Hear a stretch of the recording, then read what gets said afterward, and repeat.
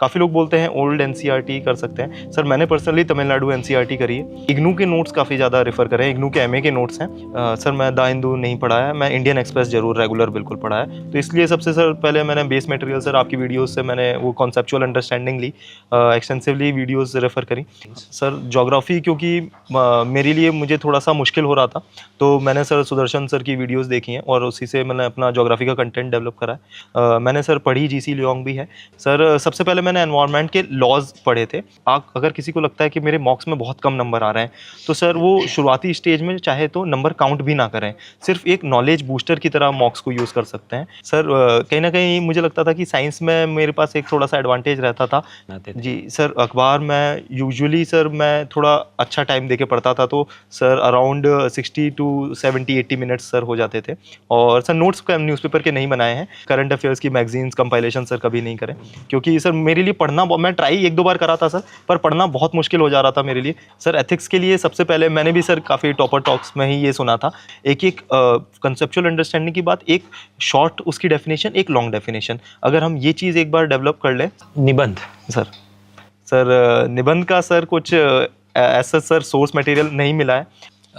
Medical science जो लोग विद्यार्थी उसकी तैयारी करें तो क्या बुक रिसोर्सेज या क्या रेकमेंड करेंगे आप? जी कि मैं कभी फर्स्ट रैंक इमेजिन भी नहीं कर पाया था, क्योंकि मुझे पता था सर कहीं ना कहीं मार्क्स कैप्ड हैं, बट थैंकफुली सर कहाँ पे हुआ है सर। जी मैं हंस रहा हूँ, मतलब ऐसा ना सोचिए। नहीं सर बिल्कुल। अच्छा ये रियल है, ये अनअकैडमी का बंदा लग रहा है मेरे को, है ना? आप रियल वाले हो क्या? सच में आप अनअकैडमी के हो? बिल्कुल बिल्कुल सर। अरे यार वेरी गुड यार। नमस्कार मित्रों, तो आज के इस सेशन में हम बात करेंगे डॉक्टर अनुज अग्निहोत्री जी से। आपने रैंक 1 हासिल किया है मेडिकल साइंस विद ऑप्शनल के साथ। सीधा हम पॉइंट पे आते हैं। सब्जेक्ट वाइज रिसोर्स लिस्ट आप बता दें बच्चों को तो सुविधा हो जाए। Starting with history, prelims and mains के लिए क्या करना है? बिल्कुल सर, एक हिस्ट्री का मुझे लगता है क्योंकि इतनी कॉम्प्रिहेंसिव हो जाती है, और कहीं ना कहीं मेंस में हिस्ट्री को मैं मानता हूँ कि मेंस में हिस्ट्री कंपैरेटिवली इजी है प्रीलिम्स के मुकाबले, क्योंकि प्रीलिम्स में जो इन्फॉर्मेशन पूछी जा रही है बहुत ज़्यादा फैक्चुअल एट टाइम्स हो रही है।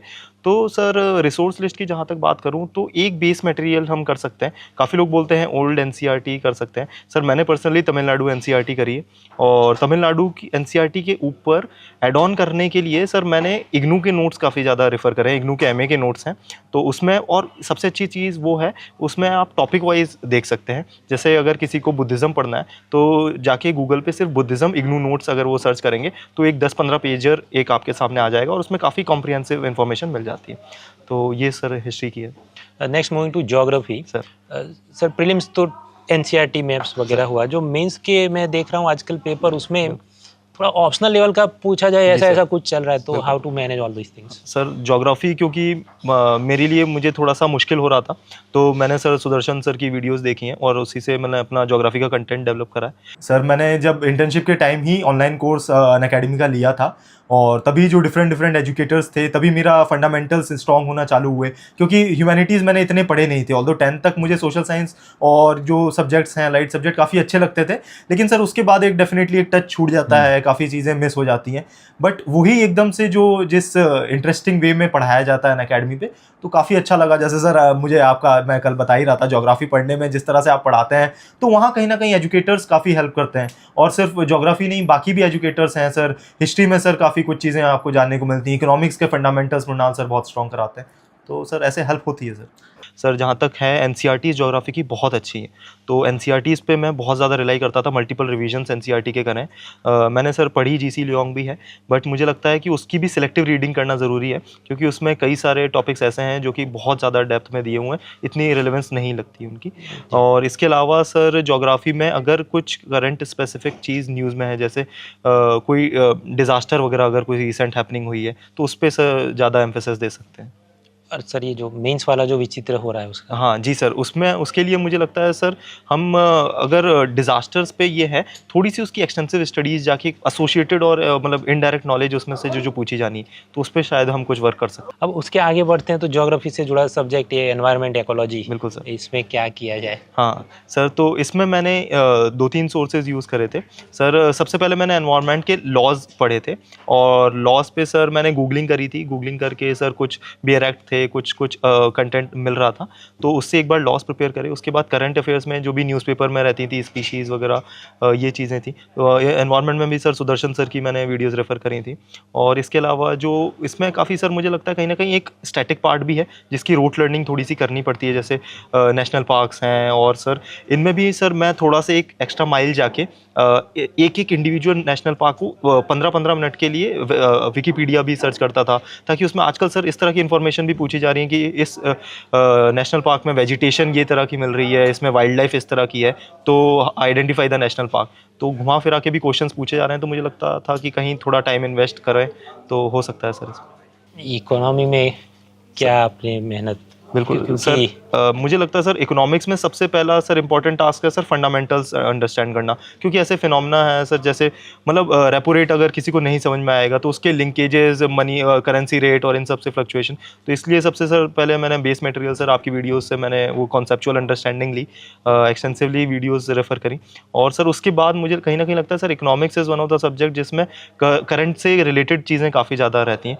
तो न्यूज़पेपर में इकोनॉमिक्स का जो पेज रहता है सर उसको बहुत इन डेप्थ पढ़ता था सर, और उससे रिलेटेड जो भी चीज़ें मुझे लगता था कि इस पे और रिसर्च करनी चाहिए, तो उसकी गूगल पे जाके और रिसर्च करता था। सर ये जो पॉलिटी है, ठीक है, प्रीलिम्स में तो लक्ष्मीकांत वगैरह से काम हुआ, लेकिन पॉलिटी मेंस पेपर 2 जो है गवर्नेंस और ये सब पूछ रहे हैं, थोड़ा लीग से हटके पूछ रहे हैं, बहुत सारे लोग सर परेशान हैं, तो क्या इसका इलाज है?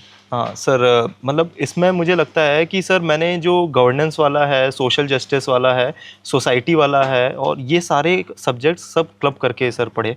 और इसमें GS1 का भी, GS2 GS3 तीनों आ जाते हैं। तो इसमें सर मैंने इसको थीमेटिक डिस्ट्रीब्यूशन करा सर। इसमें मैंने निकाला सर विमेन ओरिएंटेड सब्जेक्ट्स हैं, डिसेबिलिटी ओरिएंटेड सब्जेक्ट्स हैं, and different age groups, different gender specific ऐसे है। तो इन पे सर करंट अफेयर्स में क्या क्या चीज़ें हैं, डेवलपमेंट, रिसेंट डेवलपमेंट्स ऐसे हो रहे हैं, गवर्नमेंट के द्वारा क्या इनिशिएटिव्स लिए गए हैं, गवर्नमेंट के लिए मतलब गवर्नेंस रिफॉर्म्स इन चीज़ों में क्या रिलेटेड हैं। तो इस बेसिस पे एक कॉम्प्रिहेंसिव कंटेंट प्रिपेयर करा था, एंड मतलब काफ़ी उस पर गूगलिंग करके और ये सब मतलब खुद से ही करा था सर ये सब चीज़। मतलब आपने मैन्युअली थीम बिल्कुल पहचान के manually और सर। ये सब किया।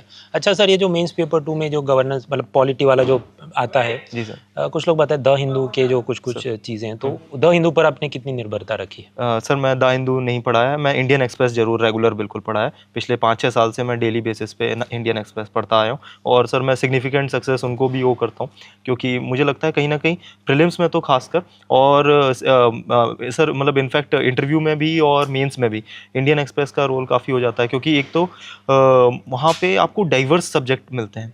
और सर मेरा कहीं ना कहीं ये भी रहता था कि रादर देन मैगजीन्स और जो कंपाइलेशंस होते हैं उनको थोड़ा सा इन्फॉर्मेशन ओवरलोड हो जाता है, तो कहीं ना कहीं न्यूज़पेपर के साथ एक फ़न वे में भी थोड़ा सा पढ़ना हो जाता है सर। जी।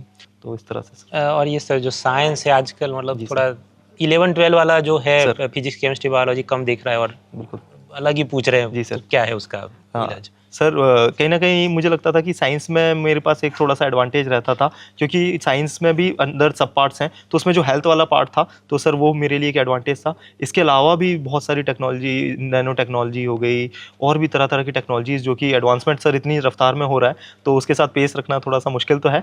लेकिन मैं कहीं ना कहीं सर इसमें रिलाई करता था न्यूज़पेपर पे, और इंटेंसिव गूगलिंग करना, और यूट्यूब पे भी अगर कुछ ऐसा रिसोर्सेज ऐसे मिल रहे हैं जो कि अगर सर मुझे लगता था कहीं ना कहीं अगर हम PYQs को स्टडी करें तो एक अंडरस्टैंडिंग, थीमेटिक अंडरस्टैंडिंग मिल सकती है कि किस तरह से क्वेश्चन स्पेसिफिकली प्री में सर तो किस तरह से UPSC क्वेश्चंस पूछ रहा है, तो वो सर कहीं ना कहीं आपको हेल्प करेगा कंटेंट फिल्टर आउट करने में सर। जी सर, हमने ये जो 5-6 कोर सब्जेक्ट थे, geography, environment, history, science, economy, polity, ये देख लिया।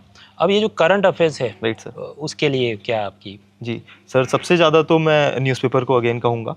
इसके अलावा सर कोई भी रिसेंट डेवलपमेंट्स अगर हुए हैं जो कि मुझे लगता है कि शायद न्यूज़पेपर में पूरी तरह से होलिस्टिक कवरेज नहीं हुई है, तो सर उसको मैं अलग से जाके सेपरेट पार्ट में पढ़ता था, और उसका स्टैटिक और करंट लिंकेज भी करता था, क्योंकि ज़्यादातर क्वेश्चन सर मुझे लगता है कहीं ना कहीं लिंकेजेस बेस्ड भी आजकल आने लगे हैं। कोई एक रिसेंट डेवलपमेंट वाली चीज़ लेंगे करंट अफेयर्स वाली, उसको स्टैटिक से कंपेयर करके, स्टैटिक से लिंक करके क्वेश्चन पूछ लिया जाएगा।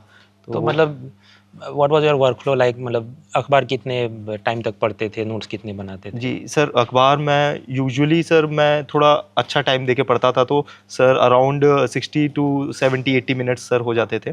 और सर नोट्स का न्यूज़पेपर के नहीं बनाए हैं। मैं ये करता था सर, अगर कुछ मुझे वैल्यू एडेड मिल रहा है तो मैं अपने जो सोर्स मटेरियल हैं वहाँ पे ऐड ऑन कर देता था सर। कुछ भी अगर मुझे इकोनॉमिक्स ओरिएंटेड चीज़ मिली, कुछ ऐसा मुझे लगा कि ये चीज़ पूछी जा सकती है, तो फिर मैं नोट्स में सर अपने ऐड कर देता था सर। जी सर, ये करंट अफेयर्स के नाम पे आप जानते हैं सब 1 साल 2 साल के सब कंपाइलेशन वगैरह आते हैं, उस पर आपकी निर्भरता रही है? अगर हाँ तो कितनी? नहीं रही है तो भी आप बोल सकते हैं। जी सर, मैं मतलब कभी सर करंट अफेयर्स की मैगजीन्स कंपाइलेशन सर कभी नहीं करें, क्योंकि सर मेरे लिए पढ़ना मैं ट्राई 1-2 बार करा था सर, पर पढ़ना बहुत मुश्किल हो जा रहा था मेरे लिए। इतना इन्फॉर्मेशन ओवरलोड हो रहा था, तो बहुत ज़्यादा देर तक मैं पढ़ ही नहीं पा रहा था वो। तो इसलिए सर मुझे कहीं ना कहीं वो चीज़ हेल्प नहीं करती। जी, अब 3-4 जो आखिरी सवाल बचते हैं सर, एथिक्स के लिए क्या किया? सर एथिक्स के लिए सबसे पहले मैंने भी सर काफ़ी टॉपर टॉक्स में ही ये सुना था कि एथिक्स के लिए जो बहुत एक्सटेंसिव उसका सिलेबस दिया हुआ है मेंस का, उसमें इंडिविजुअल एक एक कीवर्ड की सर सबसे पहले हम अंडरस्टैंडिंग डेवलप कर लेंगे। एक एक कंसेप्चुअल अंडरस्टैंडिंग की बात, एक शॉर्ट उसकी डेफिनेशन, एक लॉन्ग डेफिनेशन। अगर हम ये चीज़ एक बार डेवलप कर लें सारे, मतलब मुझे लगता है कहीं ना कहीं अगर हम कीवर्ड्स निकालेंगे सिलेबस से तो अराउंड 100 कीवर्ड्स उसके निकल कर आएंगे। इन सब पे एक बार ये वाली एक्सरसाइज हो जाएगी, फिर इसके बाद सर हम सोचेंगे कि इस चीज़ को हम रियल लाइफ में कहाँ देखते हैं। हमारे personal examples, real life examples, mythological examples या फिर इमेजिनरी एग्जाम्पल्स, इन सब की एक हम अगर कंटेंट अपना खुद का डेवलप कर लें तो हेल्प करता है। और सर केस स्टडीज़?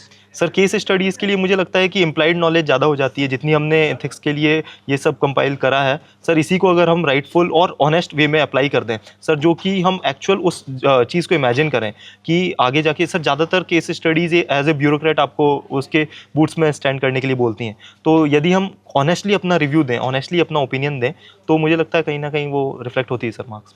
जी सर, निबंध? सर निबंध का सर कुछ ऐसा सर सोर्स मटेरियल नहीं मिला है, और मुझे लगता है सर कहीं ना कहीं वो रिफ्लेक्शंस हैं आपके थॉट्स के, आपके लाइफ लॉन्ग एक्सपीरियंसेस के। तो मुझे लगता है सर कि निबंध के लिए हम उसमें कुछ value addition in the sense कि हम एक टेम्पलेट बेस्ड उसमें कुछ कुछ चीज़ें रेडी कर सकते हैं, क्योंकि सर कहीं ना कहीं कभी हम टाइम की भी शॉर्टेज उसमें फेस कर सकते हैं कुछ लोग। जैसे मुझे लगता था सर मेरे सेकंड वाले ऐसे में टाइम की कहीं ना कहीं शॉर्टेज होती थी, तो मैं कुछ ऐसे टेम्पलेट 5-10 कंक्लूजन्स और इस तरह से मतलब बहुत जेनरिक फिलोसॉफिकल या फिर आउटकम ओरिएंटेड कंक्लूजन्स ऐसे रेडी करके जाता था, ताकि मैं उससे कहीं ना कहीं कुछ रिलेटेड मैं लिख सकूं। तो वो चीज़ मैं कहूँगा सर। जी, और ये जो मतलब मुझे लगता है आप जो अखबार सुकून से पढ़ रहे थे उसमें से भी काफ़ी मटेरियल मिला बिल्कुल, होगा, बिल्कुल फिलोसॉफिकल और ये सब निबंध बिल्कुल के लिए। सर। अच्छा सर, इसके बाद जो ऑप्शनल है सर, सबसे पहले तो गुजरात के उन सभी डॉक्टरों की तरफ से उन्होंने मुझे कहा आपको धन्यवाद करें जिन्होंने 2005 से 15 में तैयारी की थी, क्योंकि उस वक्त ये जो मेडिकल साइंस है it was not performing so well. तो जो बहुत होनहार थे उनका आईपीएस वाला रैंक आया हो, थोड़ा भी मार्क्स कम पड़ा हो तो फिर वो प्रोफेसर वगैरह बन गए हो मेडिकल कॉलेजेस में। आपने सबका नाम सम्मान बढ़ाया। मैं से कई लोगों को मैंने भेजा स्क्रीनशॉट, मेडिकल साइंस ऑप्शनल, खुश हो गए, बहुत मज़ा आ गया। तो बाकी सब चीज़ें ठीक है, आपने जो उनको वापस हौसला दिया है। मेडिकल साइंस जो लोग विद्यार्थी उसकी तैयारी करें तो क्या बुक रिसोर्सेज या क्या रेकमेंड करेंगे आप? जी सर, मैं सबसे पहले तो जो मेडिकल साइंसेज के स्टूडेंट्स को उनको यही कहूँगा कि आप आराम से एक बार ऑप्शनल चूज़ करने से पहले आराम से अपना ड्यू कंसिडरेशन लें, और एक बार PYQs देखें, सिलेबस देखें, the vastness of the syllabus देखें। अगर आपको लगता है कि मैं कॉन्फिडेंट हूँ, और क्योंकि सर एक चैलेंज मुझे ये मेडिकल साइंस में ये फेस करना पड़ा था, क्योंकि सिलेबस इतना वास्ट हो जाता है सर, तो उसको रिवाइज़ करना वो अपने आप में एक बर्डन फील होने लगता है सर। तो वो एक बार आप अपना देख लें कंफर्ट लेवल आपका मेडिकल साइंसेज में कितना है। और अगर आप मेडिकल साइंसेज चूज़ कर रहे हैं तो कहीं ना कहीं आप कॉलेज के टाइम पे मतलब अगर फाइनल ईयर में या फिर इंटर्नशिप के टाइम पे कुछ जो पैरेलल्स आप वहाँ से ढूंढ सकते हैं, जो कि आपको कॉलेज में भी वो क्वेश्चंस पूछे जाने हैं, और सिलेबस से अगर आप निकालते हैं तो वो एरियाज आप कॉलेज के टाइम पे प्रिपेयर कर लें तो अच्छा रहेगा। नहीं तो आप अल्टरनेट ऑप्शनल्स भी स्टडी कर सकते हैं। जी, मतलब आपकी जो कॉलेज की बुक्स हैं वही आपको उपयोगी होती जी हैं? सर, बुक्स के लिए तो बिल्कुल सर, जो आपने स्टैंडर्ड बुक्स कॉलेज में पढ़ी हैं वही सेम सी। सर मुझे कहीं ना कहीं लगता है कि मेडिकल साइंसेज जो ऑप्शनल में क्वेश्चंस पूछे जाने हैं, क्वेश्चंस नए नहीं आएंगे, क्वेश्चंस आपको फेमिलियर ही आएंगे, लेकिन वो वास्टनेस इतनी ज़्यादा हो जाती है, और सर बिना रिवीजन के मेडिकल साइंस में पेपर मतलब ऑलमोस्ट जीरो नॉलेज हो जाती है। जी सर, आप जानते हैं 1-2 साल बाद यूपीएससी तो एनुअल रिपोर्ट निकालेगी, तो कुछ डेटा पर आप जो लोग टॉपर बन जाते हैं उनके इंटरनल ग्रुप और ये सब रहता है, तो अंदाजे से मेडिकल साइंस से कितने विद्यार्थी पास हुए होंगे या पहले से पढ़े, जैसे कि लॉ ऑप्शनल में इस बार ज़्यादा हुए हैं, ऐसी कुछ बातें सर? सर मैं सिर्फ मतलब मेडिकल साइंसेज से टॉपर तो सर मैं मैडम को जानता हूँ सर, 2012 में सर टॉपर मैडम थी। इसके अलावा सर बहुत कम selection sir medical sciences optional से होते थे, और इनफैक्ट सर यही एक रीज़न था सर कि मैं कभी फर्स्ट रैंक इमेजिन भी नहीं कर पाया था, क्योंकि मुझे पता था सर कहीं ना कहीं मार्क्स कैप्ड हैं, तो मैं चाहता था कि बस सर सर्विस में आ जाऊँ, बट थैंकफुली सर कहाँ पे हुआ है। जी, मैं हंस रहा हूँ, मतलब ऐसा ना सोचिए। नहीं सर आप, बिल्कुल आप जानते हैं पूरी सिस्टम। बिल्कुल सर। तो हाँ, तो मेन तो यही चीज़ है अल्टीमेटली इंटरव्यू। अब इंटरव्यू के बारे में तो आपने अलग अलग जगह और भी बातें की होंगी, तो उस पर हम आपका समय नहीं लेते। और दूसरा, जो आदमी इंटरव्यू स्टेज तक पहुंचेगा उसकी खुद भी की भी काफ़ी मैच्योरिटी आई जाती है कि उसके कैसे हैंडल किया जाए।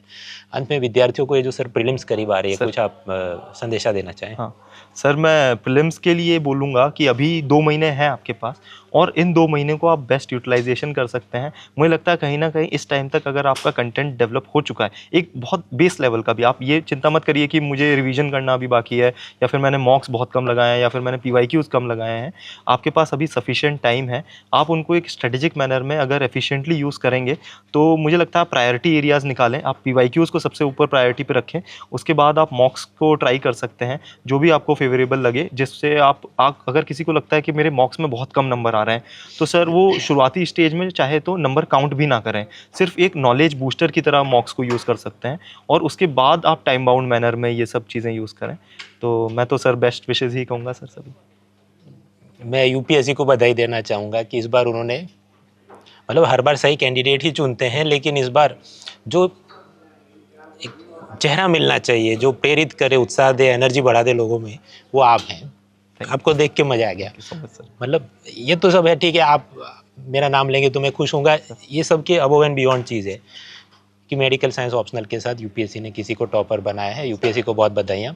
और स्केलिंग में इस बार लॉ ऑप्शनल से लेके बाकी भी जो टेक्निकल सब्जेक्ट है, जो ग्रेजुएशन के बच्चे खुद चुनते थे, उसको मतलब अच्छे रैंक्स मिले हैं।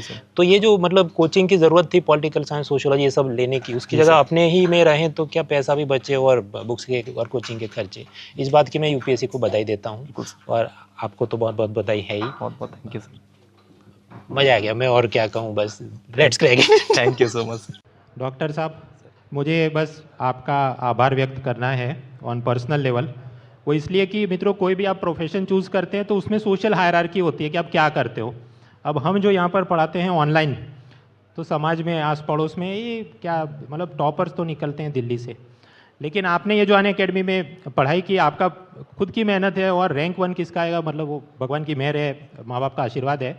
लेकिन आपके सिलेक्ट होने से हमारी भी, मतलब हम सब टीचर्स की अनअकैडमी पर हम जो हैं, हमारी इज्जत बढ़ी है समाज में, जो आस पड़ोस में हम ज़्यादा गर्व से बोल सकते हैं, क्योंकि रैंक 1 आए मतलब वही एपेक्स है। So I am very thankful for that. Thank you very much. मैं अनअकैडमी का हृदय से आभार प्रकट करता हूं। मैनेजमेंट से जुड़े हुए तमाम साथियों का धन्यवाद करता हूं, मृणाल पटेल जी का, सुदर्शन जी का, मधुकर जी का, पूरी इनकी टीम का, पूरे मैनेजमेंट का मैं धन्यवाद करता हूं, जिस सेवा में ये लगे हुए हैं भारत के भविष्य को तराशने की।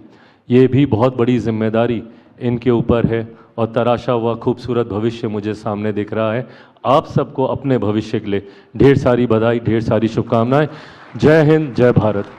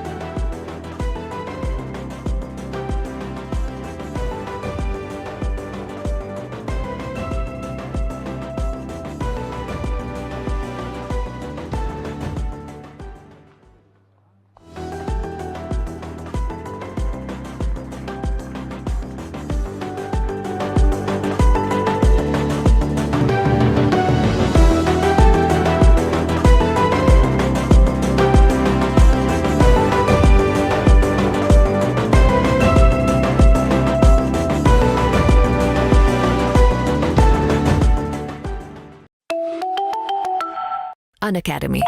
Let's crack it.